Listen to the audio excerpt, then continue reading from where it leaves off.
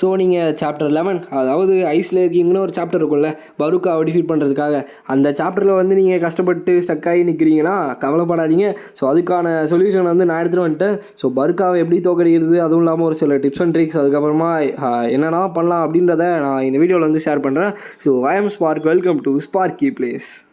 So இப்போ வந்து நம்ம ஸ்ட்ரெயிட்டாக கேமுக்குள்ளே வந்து போயிடலாம். ஸோ இப்போ கேமுக்குள்ளே நம்ம அந்த மிஷன் இருக்கும் இல்லையா, சாப்டர், அந்த சாப்டருக்குள்ளே போனோன்னா கரெக்டாக சாப்டர் 11 ஐஸில் இருக்கீங்களா, அந்த லாஸ்ட் மோடு தான் வந்து பார்த்திங்கன்னா பருக்கா கூட. இது வரைக்கும் நான் 2 வாட்டி, அதாவது 2 ஐடியில் வந்து பார்த்திங்கன்னா ஃபைட் பண்ணியிருக்கேன். 2த்துலேயுமே வந்து ஃபஸ்ட்டு இதிலே வந்து பார்த்திங்கன்னா கம்ப்ளீட் பண்ணிட்டேன். எனக்கு வந்து அந்தளவுக்கு கஷ்டம் தெரியல. பட் ஆனால் எனக்கு வந்து புரியுது எந்த இடத்துல வந்து லேக் ஆகுறீங்கன்னு.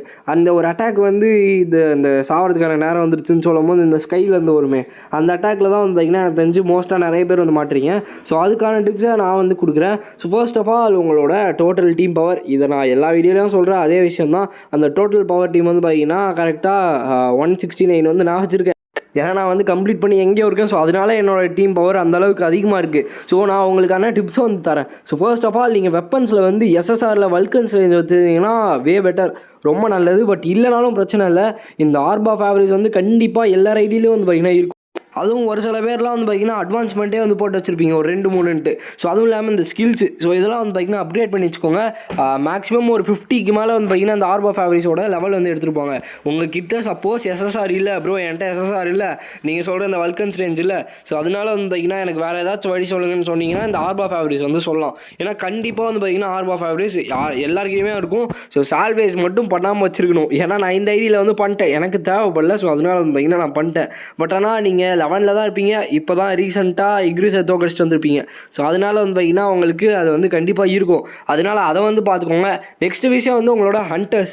ஸோ ஹண்டர்ஸில் சொல்லும் போது இப்போ நிறைய பேருக்கு வந்து ரீசெண்டாக எம்ஆர்ஆர்ன்ட்டு வந்து கிடைக்குது. ஸோ நம்மளோட டிஜி குரூப்லேயுமே வந்து பார்த்தேன். ஸோ டிஜி குரூப்பில் ஜாயின் பண்ணாமல் இருக்கீங்களா, ஜாயின் பண்ணிக்கோங்க. ஸோ அதுக்கான லிங்க் வந்து நான் தரேன். ஸோ இப்போ வந்து பார்த்திங்கன்னா இந்த உங்களோட ஹண்டர்ஸ், ஸோ இங்கே வந்து நீங்கள் மோஸ்ட்டாக ஃபயர் தான் வந்து பார்த்திங்கன்னா யூஸ் பண்ணணும். ஏன்னா நான் எப்பயும் சொல்கிற மாதிரி அந்த ரெக்கமெண்டட் எலமெண்ட்டில் வந்து பார்த்திங்கன்னா ஃபயர் தான் இருக்குது. அதனால் மோஸ்ட்டாக எம்ஆர்ஆர்ன்ட்டு இல்லைனா சாய் சாங்கின் வந்து யூஸ் பண்ணுங்கள். ஸோ இதெல்லாம் 2த்தில் ஏதாச்சும் ஒன்று இருந்தாலும் வந்து யூஸ் பண்ணுங்கள். 2மே இருக்குன்னா 2த்தையும் யூஸ் பண்ணிக்கோங்க. ஸோ அந்த மாதிரி வந்து பார்த்திங்கன்னா பார்த்துக்கோங்க. முக்கியமாக இந்த சாங் சியோல், ஸோ அந்த கேரக்டர் வச்சு எனக்கு தெரிஞ்சு கஷ்டம், ரொம்ப கஷ்டம், எதுவும் பண்ண முடியாது. ஸோ முக்கியமாக எல்லாத்தையும் விட நீங்கள் இந்த ஹீலிங் கேரக்டர் மோஸ்ட்டாக இக்ரிஸ் சாப்டர்லேயே வந்து பார்த்திங்கன்னா எப்படியாச்சும் எல்லோரும் வந்து பார்த்திங்கன்னா எடுத்து வச்சுருப்பீங்க. இந்த மின்பியனுக்கு வந்து பார்த்திங்கன்னா அதிகமாக இன்வெஸ்ட்மெண்ட் வந்து பண்ணுங்கள்.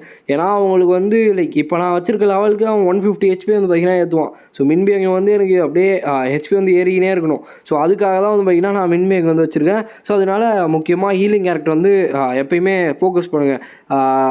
ஜூஹி இருக்காங்க இல்லையா, அவங்க கூட அந்தளவுக்கு வந்து எனக்கு தெரியல. பட் மின்பியங்க வந்து பார்த்திங்கன்னா ரொம்ப எஃபெக்டிவாக இருப்பார். ஸோ அதனால் அதை வந்து பாருங்கள். ஸோ இப்போ நான் வந்து சாப்டருக்குள்ளே வந்துட்டேன். ஸோ மோஸ்ட்டாக பருக்காவோட இந்த அட்டாக்ஸ் வந்து அதிகமாக டாச் பண்ணுங்கள். ஸோ இந்த கேம் வந்து நீங்கள் ஒரு 10 சாப்டர்ஸ் தாண்டிங்கனாலே உங்களுக்கு வந்து புரிஞ்சிருக்கும். ஸோ கேம் வந்து நீங்கள் அட்டாக் பண்ணுறத விட டாச் பண்ணுறது தான் வந்து பார்த்திங்கன்னா முக்கியமாக இருக்குது. ஸோ நீங்கள் எந்த அளவுக்கு டாச் பண்ணிக்கலாம் அந்த அளவுக்கு வந்து பார்த்திங்கன்னா உங்களுக்கு அந்த ஓப்பனிங் வந்து கிடைக்கும். ஸோ ஓப்பனிங்னு நீங்கள் நிறைய இடத்துல வந்து கேள்விப்பட்டிருப்பீங்க. அந்த ஓப்பனிங்காக வந்து வெயிட் பண்ணுங்கள். ஸோ அதுவும் இல்லாமல் நீங்கள் எடுத்துகிட்டு போகிற ஸ்கில் டெஃபினட்டாக வந்து பிரேக் இருக்கணும். ஸோ இப்போ நான் வெயிட் பண்ணுங்கள். இந்த ஃபைட் வந்து முடிஞ்சோடனே நான் உங்களுக்கு இன்னும் ஒரு சில டிப்ஸ்லாம் வந்து தரேன். ஸோ இந்த எந்த ஸ்கில்ஸ் எக்யூப் பண்ணணும், ஸோ என்னென்ன இது வந்து ஸ்டார்ட்ஸ் வந்து வைக்கணும், அதெல்லாம் வந்து பார்த்திங்கன்னா சொல்கிறேன். ஸோ ஃபர்ஸ்ட் இந்த எலமெண்ட் இது வருது பார்த்திங்களா, இப்போதைக்கு வந்து பார்த்திங்கன்னா நான் டாச் பண்ண ஆரம்பிச்சிட்டேன். ஏன்னா அதில் வாங்குறதுக்கு வேஸ்ட்டாக போயிடும். ஸோ அதனால வந்து பார்த்திங்கன்னா நான் டாச் பண்ணுறேன். அடுத்து வந்து நம்மக்கிட்ட இருக்க அந்த ஸ்கில்ஸ் வந்து யூஸ் பண்ணணும். முக்கியமாக அவங்கக்கிட்ட அந்த ஐஸ் புக் இருந்துச்சுன்னா ரொம்ப நல்லாயிருக்கும். இப்போ நான் வந்து பார்த்திங்கன்னா அந்த ஒரு ஸ்கில் யூஸ் பண்ணோன்னே எனக்கு வந்து பிரேக் வந்து கிடச்சிருச்சு. ஸோ அந்த பிரேக்கில் உங்களால் எவ்வளோ குறைக்க முடியுமோ அது குறைச்சிருங்க. நான் வந்து ஒரு 20 செகண்டில் முடிச்சிட்டேன். பட் ஆனால் அது நினைக்கிற மாதிரி வந்து கிடையாது. ஸோ முக்கியமாக இந்த அட்டாக்கில் தான் நிறைய பேர் வந்து மாட்டுறீங்க. இந்த இடத்துல நீங்கள் வந்து முக்கியமாக டாச் பண்ணுறது ரொம்ப கஷ்டம். ஏன்னா உங்களுக்கு அந்த பேரியர் வந்து கிடைக்காது எப்பயுமே. சியோஜி அந்த கேரக்டர் இருப்பாங்க இல்லையா, அந்த பொண்ணு கேரக்டர், அவங்கள வச்சுருந்தீங்கன்னா கரெக்டாக சமன் பண்ணி விட்ருங்க. அப்போன்னு பார்த்து ஒரு பேரியர் மாதிரி வந்து பார்த்திங்கன்னா கிடைக்கும். அதுலேயே உங்களால் தப்பிக்க முடியலன்னா இந்த மாதிரி வந்து பார்த்திங்கன்னா மாட்டிப்பீங்க. கரெக்டாக வந்து அதை டாச் பண்ண வந்து கற்றுக்கோங்க. ஸோ இப்போ நான் வந்து பார்த்திங்கன்னா அந்த பேட்டில் முடிச்சிட்டேன்.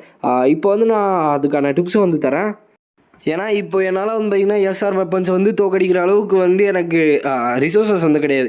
இருந்தால் வந்து பார்த்திங்கன்னா கண்டிப்பாக பண்ணி காமிச்சிருவேன். ஸோ இப்போ வந்து மோஸ்ட்டாக நீங்கள் எந்த வெப்பன் எடுத்திங்கனாலும் சரி அட்வான்ஸ்மெண்ட் வந்து போட்டுருங்க. நான் சொன்ன மாதிரி அந்த ஆர்ப் ஆஃப் ஆவரேஜில் வந்து நீங்கள் ஃபோக்கஸ் பண்ணுங்கள். அது இருந்துச்சுனாலே வந்து பார்த்திங்கன்னா உங்களுக்கு மோஸ்ட்டாக வந்து வேலை முடிஞ்சிச்சு. ஸோ ஃபர்ஸ்ட் டைலில் வந்து பார்த்திங்கன்னா எனக்கு விஷயமே தெரியாமல் நான் வந்து தோக்கடித்தேன் ஃபஸ்ட்டு டைலே.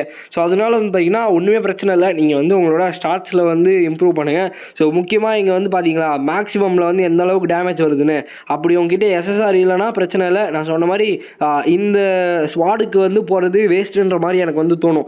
ஏன்னா வந்து ஒரு அட்டாக் பண்ணுறதுக்கும் வந்து ஒரு சில ஒரு செகண்ட்ஸ் வந்து டைம் டிலே வந்து இருக்கும். அது இருக்கிறது நம்மளுக்கு தான் லாஸு. ஸோ அதனால வந்து பார்த்திங்கன்னா அதை வந்து ஃபோக்கஸ் பண்ணாதீங்க.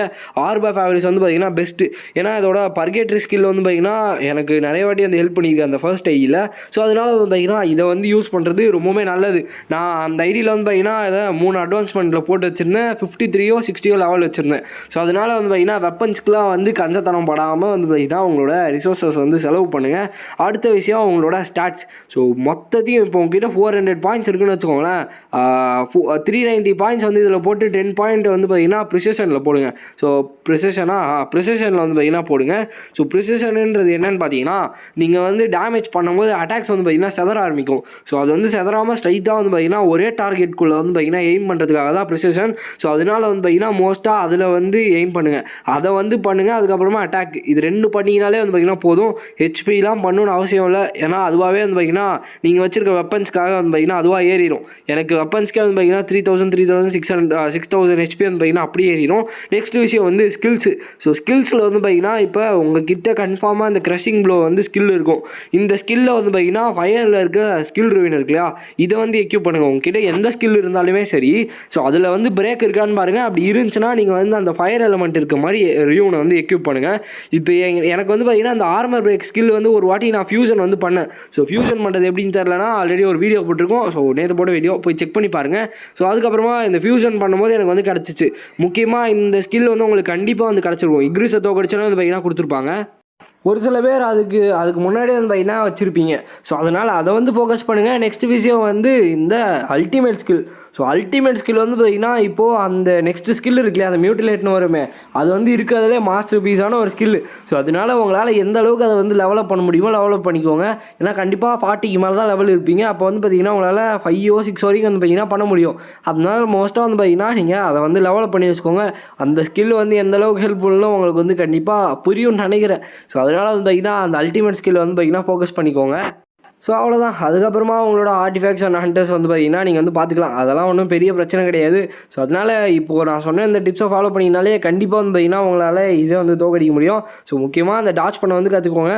ஸோ அவ்வளோதான் இந்த வீடியோ உங்களுக்கு பிடிச்சிருக்கும்னு நினைக்கிறேன். ஸோ பிடிச்சிருந்துச்சுன்னா லைக் பண்ண நம்ம சேனலை வந்து சப்ஸ்கிரைப் பண்ணிக்கோங்க. ஸோ நெக்ஸ்ட் உங்களை மீட் பண்ணுறேன். So bye guys.